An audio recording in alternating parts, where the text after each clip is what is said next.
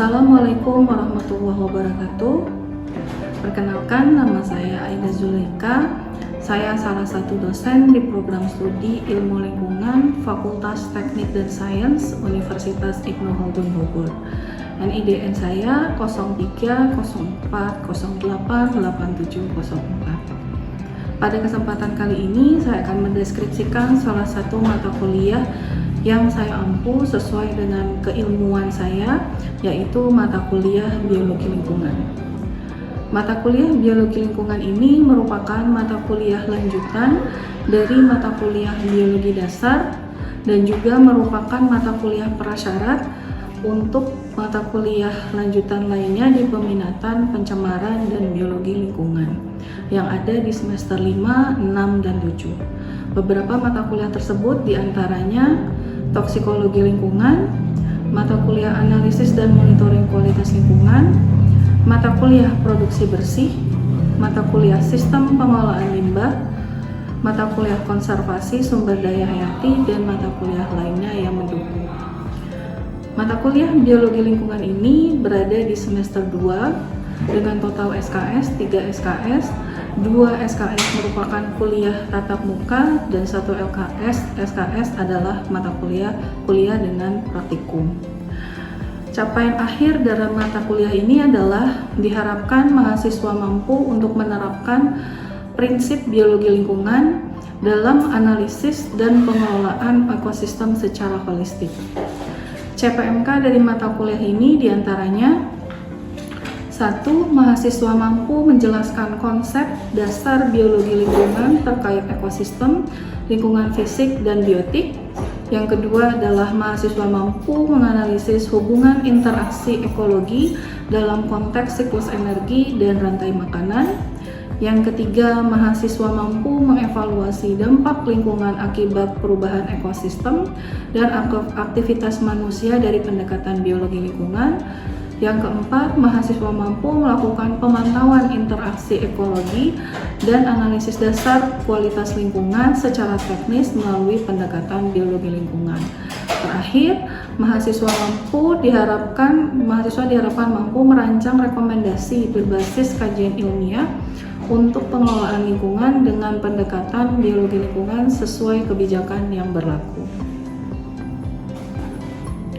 Bahan kajian ataupun materi yang akan disampaikan pada mata kuliah ini diantaranya: 1. Konsep biologi lingkungan baik secara interaksi fisik, biologi, dan sosial.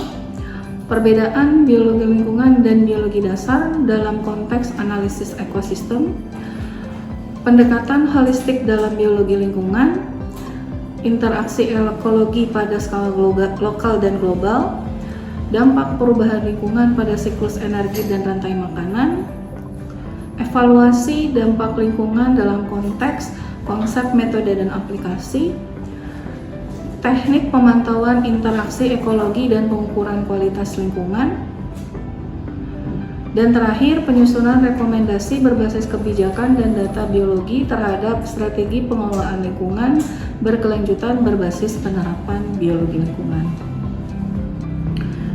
Perkuliahan biologi lingkungan akan dilakukan dengan berbagai pendekatan, diantaranya pendekatan cooperative learning, pendekatan collaborative learning, pendekatan problem based learning, pendekatan group discussion, dan terakhir pendekatan studi kasus. Pendekatan ini akan di-blended dalam berbagai kegiatan, diantaranya adalah tugas, latihan, dan praktikum baik secara personal atau individu maupun kelompok. Aspek penilaian yang akan dilakukan di mata kuliah ini adalah kehadiran sebesar 15%, tugas 20%, UTS 25%, dan UAS 40%. Diharapkan dari hasil yang dirancang dalam RPS ini dapat mencapai kompetensi akhir yang diharapkan untuk dicapai mahasiswa pada mata kuliah ini. Berikutnya, silahkan menyimak video pembelajaran perkuliahan kami dan juga aktivitas kegiatan praktikum.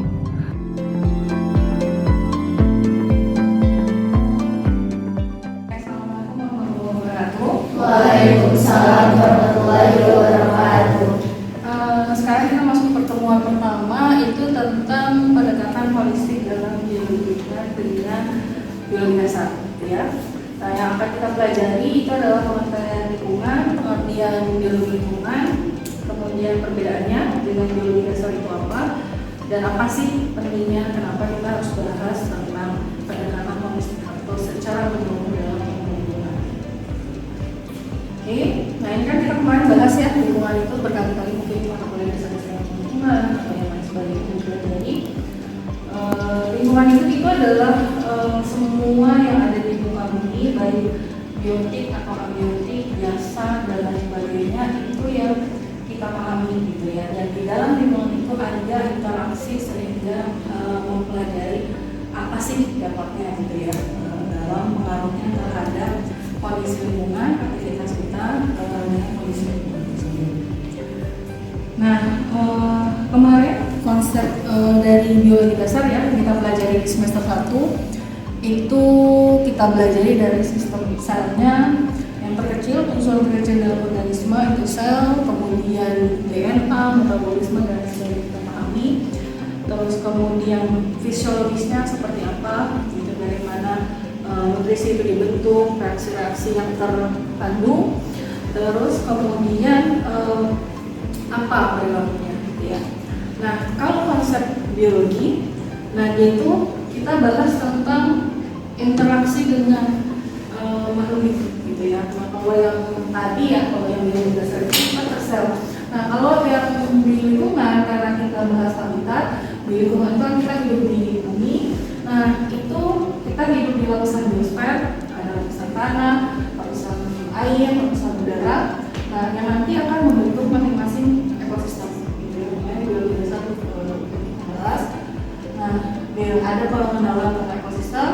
Nah, di dalam konsep biologi lingkungan ini ada dua konsep lah ya yang terkait. Itu adalah siklus energi, itu yang kita sebut siklus biokimia, itu siklus karbon, siklus air, nitrogen atau unsur-unsur lainnya. Itu siklus utama, bagaimana dia saling berinteraksi gitu dengan organisme dan habitatnya. Nah, ini kan kelihatan ya lingkungan udara, daratan dan air, kemudian di sini interaksi dengan nah terus kemudian, nah ini kaitannya dengan kondisi lingkungan, perubahan lingkungan gitu ya, itu yang kita kenal dengan suksesi.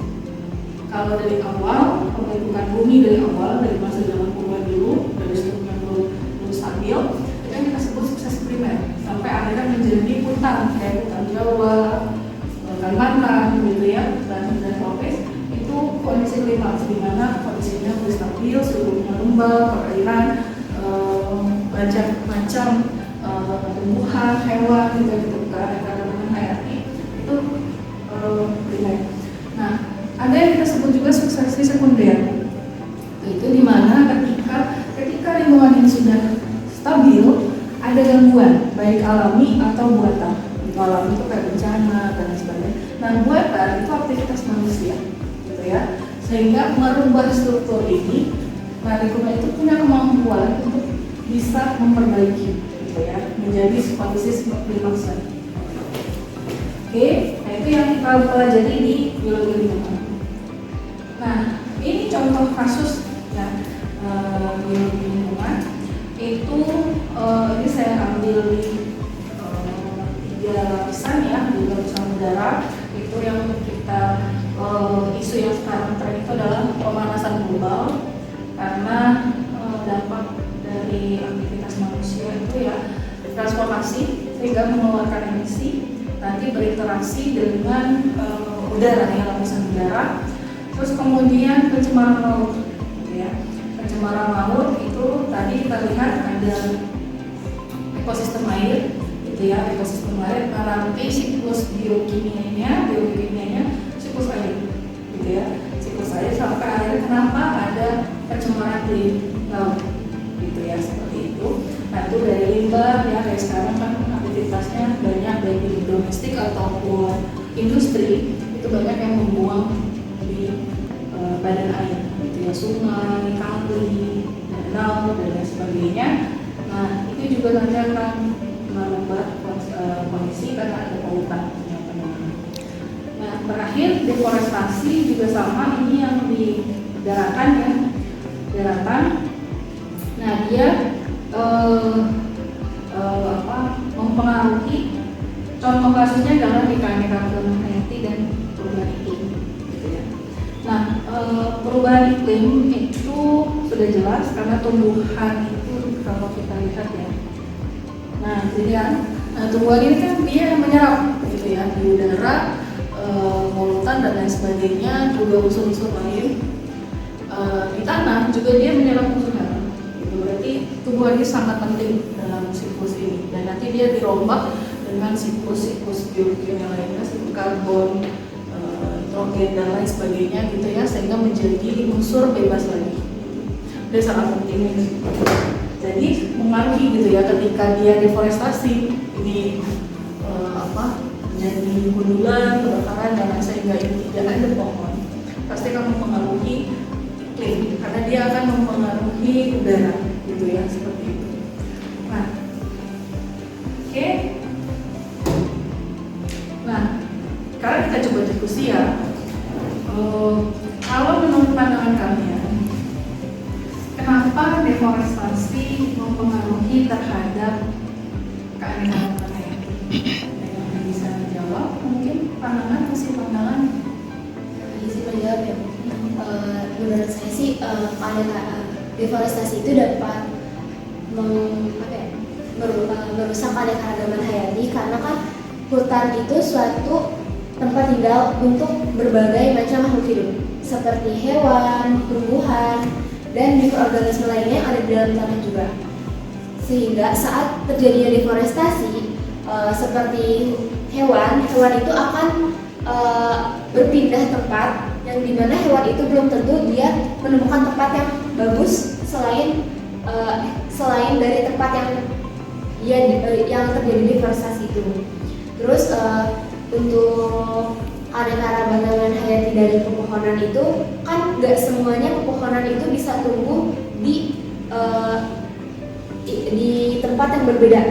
Ada beberapa tumbuhan yang hanya bisa tumbuh di tempat itu saja. Gitu. Kurang lebih seperti itu ya. Kayak tadi kan, nah ini ya. Jadi ketika ini dulunya kan dia nggak stabil kan, tanahnya, unsur haranya belum stabil, udara juga belum gitu ya. Sampai akhirnya terbentuk, mulai ada organisme kecil, mulai stabil tanah, nutrisi haranya mulai banyak, udara juga mulai stabil, bisa bernafas, mulai bentuk gitu ya. Nah, kalau terjadi lagi kondisi seperti ini, deforestasi, nah kondisi ini pasti akan memecah habitat gitu ya, karena dari situ kan habitat ada yang sini ya, kalau di biologi kan terusnya mikroba, terus kemudian ada tumbuhan kecil gitu, kemudian tumbuhan besar, ini kan layar kanopi. Nah nanti setiap jajaran kanopi ini pasti ada organismenya gitu ya. Misalnya kalau di tumbuhan kecil ya cacing, serangga yang membantu memproses penggemburan tanah. Nah tumbuhan kecil misalnya ya kayak rusa dan lain sebagainya gitu ya, monyet gitu kan, dia hidup di sini.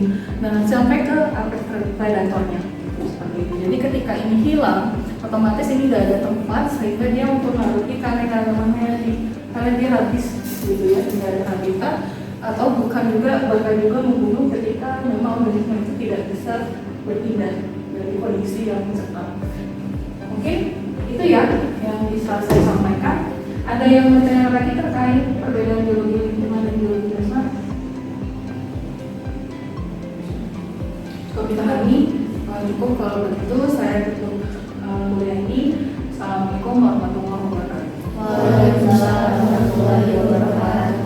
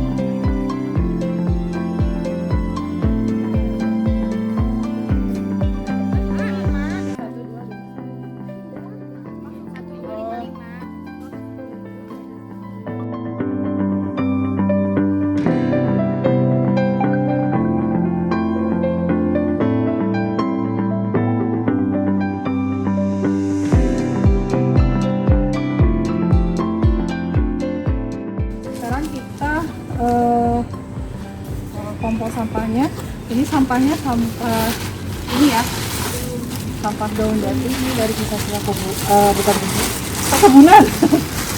Kebun ya, dari kebunnya ini sampah-sampah yang udah jatuh. Nah kita ambil ini per kemarin ini dapat 1 karung ya, sekitar 3 kiloan. Nah ini kita keluarkan, nanti kita potong-potong. Kita coba.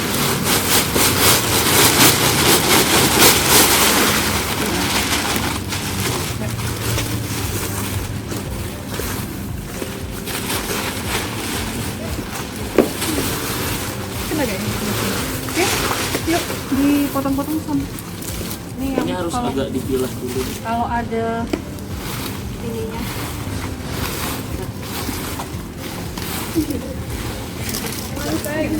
Ya hijau mah ini kan dibuat. Oke.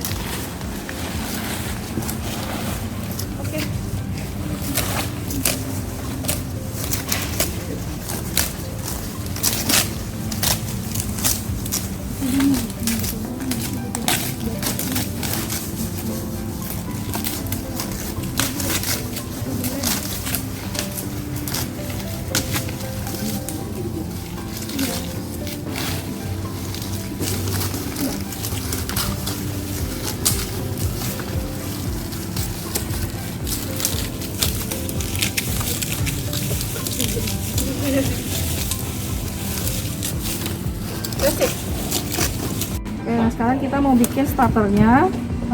Jadi kalau composting sebenarnya secara alami memang bisa terurai. Cuman karena ini daun, jadi butuh bantuan untuk mempercepat laju nguraian gitu ya. Nah ini kita mau buat, ini pakai empatnya. Nah ini udah ada konsorsium bakterinya ya, macam-macam, ada rombak nitrogen, microselulose, fosfat, jadi bisa semuanya.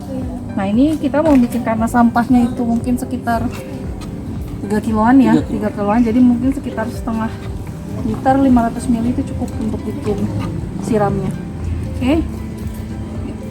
Ini sama ini sebenarnya gulanya dulu.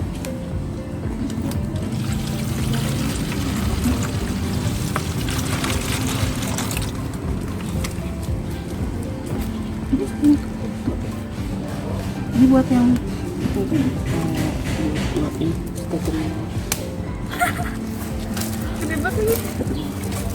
Bener itu udah full.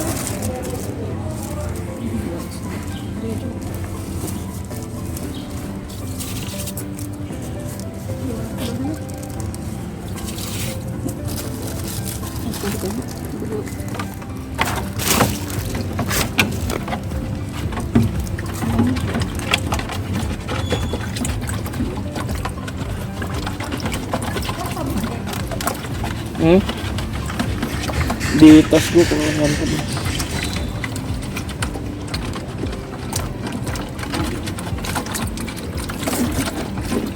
Berarti ini pakai setengah saya 5 mili aja tuh.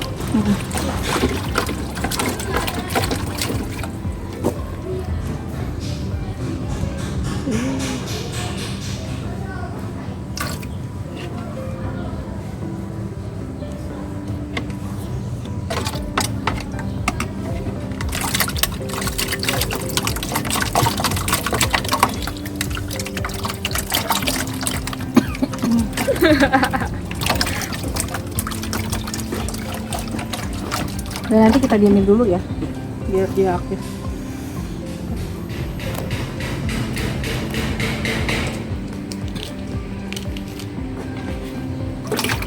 Nah sekarang kita potong-potong sampah. Oke, nah ini tadi kita udah cacah ya, jadi kecil-kecil. Nah ini kita masukin ke komposter bag.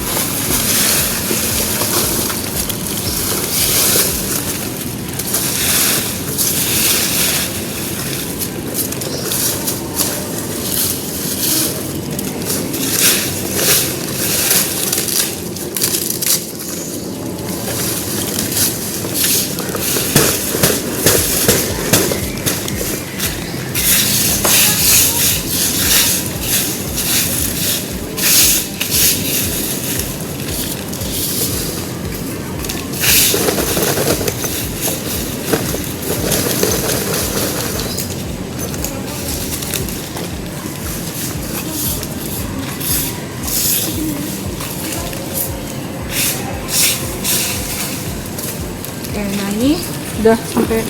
Nah ini nanti kita hasilnya penuh ya. Ini baru kita masukkan starternya.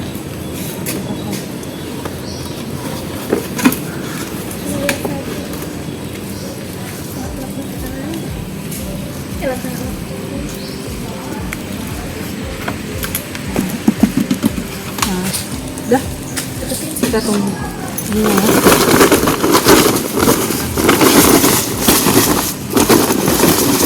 Ya, dari ini baru kita tutup. Nanti diamkan kurang lebih seminggu 2 minggu ya. Baru nanti pematangan. Ya, baru nanti kita jadi komposnya. Oke. Nah ini kita setelah kompos yang kemarin kita bikin, ini udah dalam waktu seminggu lebih ya. Nah ini boleh kita panen. Nah ini kalau dilihat dalamnya kan kemarin kita masukin setengah ya, nah ini udah turun sekitar 30% gitu ya, udah ada strukturnya juga udah berubah. Kita lihat ya,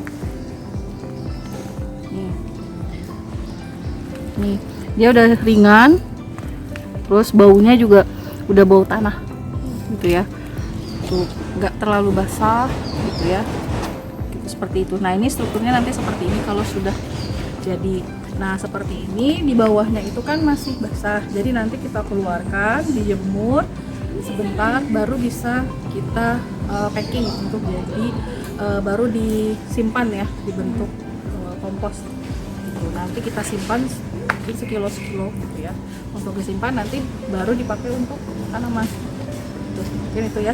Ada yang mau ditanyakan? Udah ya, cukup ya. Oke, mungkin itu praktikum komposnya sudah selesai. Nanti tinggal bikin laporan, kalian melakukan analisis di laporan tersebut dan dikumpulkan sebelum UAS. Oke, terima kasih. Nah ini masih agak basah, nanti kita jemur dulu sebentar, baru sudah agak kering baru masukin.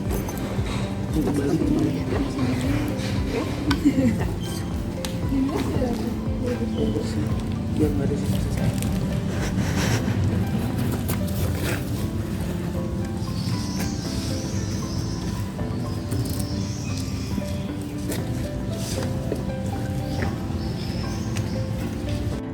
Demikian deskripsi yang bisa saya sampaikan terkait gambaran mata kuliah biologi lingkungan, apa saja materi dan kegiatan yang dilakukan untuk mencapai kompetensi yang diharapkan. Terima kasih. Wassalamualaikum warahmatullahi wabarakatuh.